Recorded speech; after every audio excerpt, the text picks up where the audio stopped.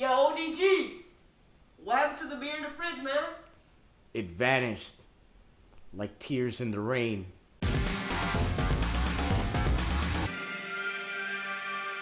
Hey, what's up there, geeks, nerds, and scoundrels? This is the ODG, and today we are going to be reviewing Blade Runner 2049. For those of you who didn't watch the first Blade Runner, it is a dystopian future, and they have these, like, they never fully explain if they're like androids or anything. You just know that they're artificial, and they're people. They're called replicants.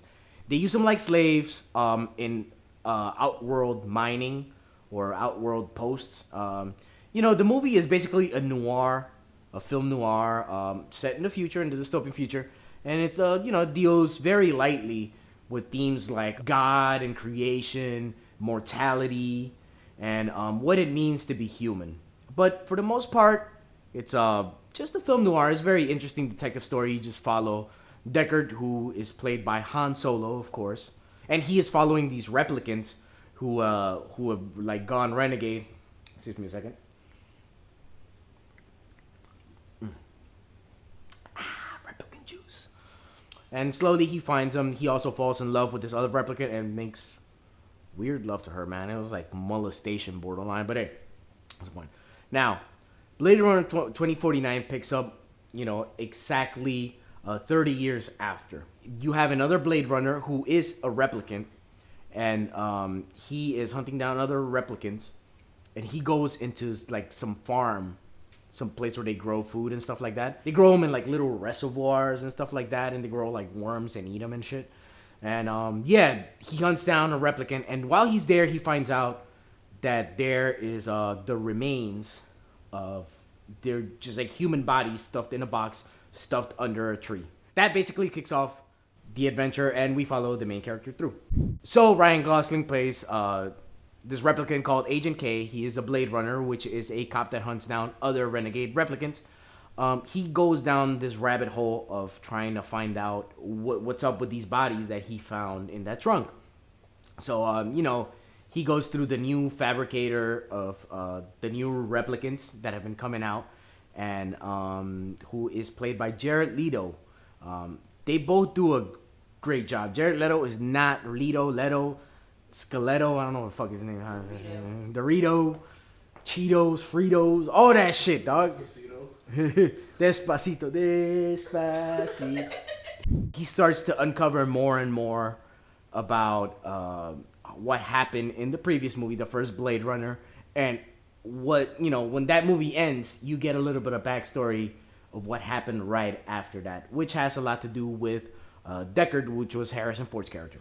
If any of you guys are like me and your cock gets hard at the idea of just like set props and set design, or if your vagina gets wet at the idea of like sci-fi worlds and set designs and stuff like that, you're gonna love this fucking movie, because the world that they painted in the first movie, it carried over, and it looks like it's evolved some, but it looks like it's in the same vein, and it's really, really cool, the job they did. The vehicles, everything about this world seems like it's not only the same tone as the first movie, but just like the world itself seems to have evolved from that world. Not only that, the pacing of the movie is very similar to the first Blade Runner, but it doesn't drag on as much. The first Blade Runner had a lot of moments that were like super superfluous. This movie, it does have a lot of drawn out moments in a way, but they don't feel as much. Even though the movie is 3 hours, to me it felt like a 2-hour movie. Because to add on to the fact that the scenes all have a purpose, the cinematography is just so fucking beautiful. I mean, the first movie did show really good cinematography, but because it was 1984, they obviously weren't as skilled as they are today. And man, is it beautiful. Every fucking shot, from every fucking scene in this movie looks like it could be a painting on somebody's wall, and it would just be beautiful, beautiful, beautiful. You have this other actress, Ana de Armas, which I thought did a really good job. She basically plays Agent K's girlfriend. But the thing about her is that she's a computer program, and she's like something you purchase, kind of like a girlfriend that you purchase. She's a computer program, and she projects out as a hologram. At one point, he has like projectors in his house, and later on in the movie, actually relatively toward the beginning, he buys like kind of like a memory stick that he can carry her everywhere. At one point, since she's like a holographic girlfriend, at one point, it was a real crazy because she got a hooker for him that she projected her hologram over so that he could sleep with her. It was kind of weird, kind of creepy, but kind of cool too. It was like, damn, the ultimate girlfriend sacrifice. And she kind of acts as a way to humanize him as a person. Even though he is a replicant and he is artificial, he has an artificial girlfriend, but it really shows that he still needs human attachment in a way that can be provided.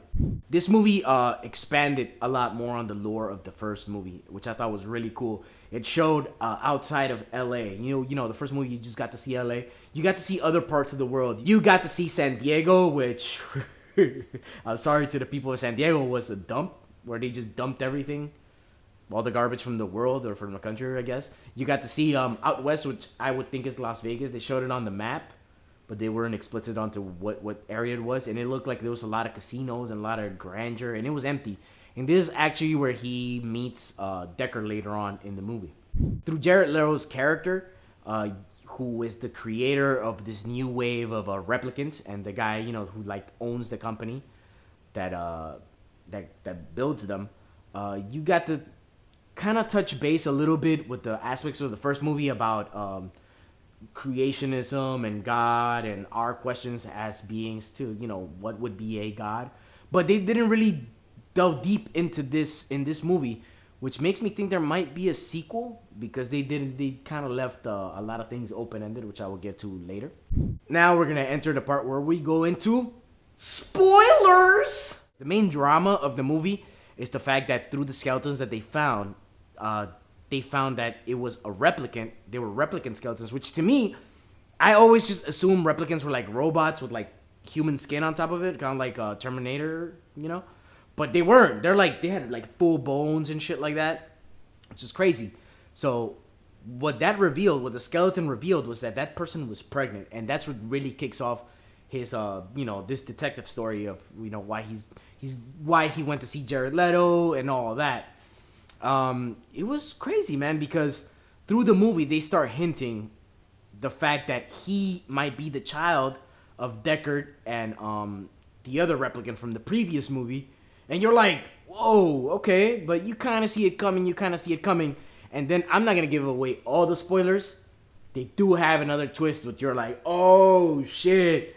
At some point, Ryan Gosling has to go and get Deckard to get some answers about the kid and all that, blah, blah, blah, blah.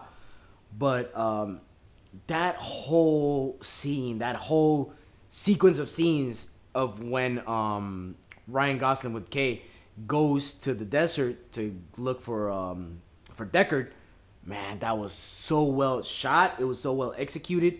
I felt like it had a lot of good character moments for the little time that we did see Harrison Ford's acting prowess. And not only that, it did justice to his character. He says a line where he tells Ryan Gosling, sometimes you gotta be, I'm paraphrasing, but it's like, sometimes you gotta be absent in order to serve the ones you love, which is like, it was so, by this point in the movie, you're so invested in these characters, you're like, fuck, that was powerful. At this point, Ryan Gosling already believes that he is the son of Deckard, and he's meeting Deckard for the first time. And that scene was probably the best scene when Deckard tells him that. Kay's reaction was just so powerful, and Ryan Gosling as an actor did such a great job. His reaction to that was just like, fucking. They were having a drink, so he just like chugs his drink and like, fuck, man. You could kind of see the similarities between Deckard's character and Kay's because they're both like drinking.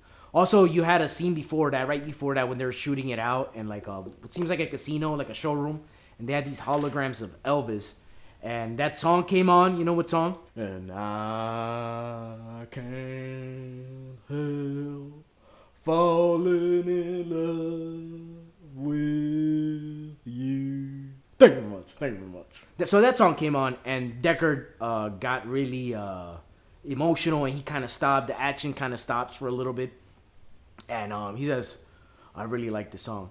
Which is like, to me, it was so on point with the character, because in the first movie they paint him to be such a romantic character, a guy who like just at the drop of a hat fell in love.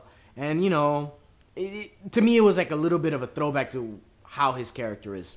All in all, this movie was dope as fuck, dude. Everything about the world that they created in the first movie was not only kept in line, but it was heightened. Everything was heightened. Everything looked so cool. It expanded the world a lot, and it's letting you know that there is like a revolution or something that's coming up soon. So that gives me hopes for a sequel. Besides that, all the themes from the first movie were touched upon, and but they weren't like lingered upon. Like the first movie was a little bit up its own ass. Like when I don't have any nostalgia for the movie because I didn't watch it as a kid growing up. I watched it when I was in college, and I was up my own ass with it too. I was like, this movie nobody's ever watched, and I know it. And yeah, I understand about God and what it means to be human. Yes, it's not that serious. It's just a cool detective story set in the future. But for the time, it was really cool. So this movie just seems to have like one-upped it in a way to like update it with all the, you know, cinematic techniques that, you know, are common now, and the set designs and, you know, all the props, everything that, you know, you can take advantage of in this modern time, just completely just made this franchise that much cooler. My hopes are that there is going to be a sequel to this movie because, like I said, they left it kind of open-ended. My fears is that they're going to fuck up the sequel. They're going to try to make it like 3 or 4 sequels. I feel like you could make one more sequel if the movie is as good as this movie. Yeah, man, there's still a lot of stuff they could do. A lot of characters they left open-ended, and, you know, I actually want to see a sequel as long as it's done well. I rate it 5 out of 5 shots because I liked it so much. I like the cinematography so much. And yeah, man, if you like this video, like, comment, share, subscribe, tweet, snap, whatever you kids are doing these days. Vine, is Vine still a thing? No. No. Vine it anyway. Do it for the Vine. Peace, bitches.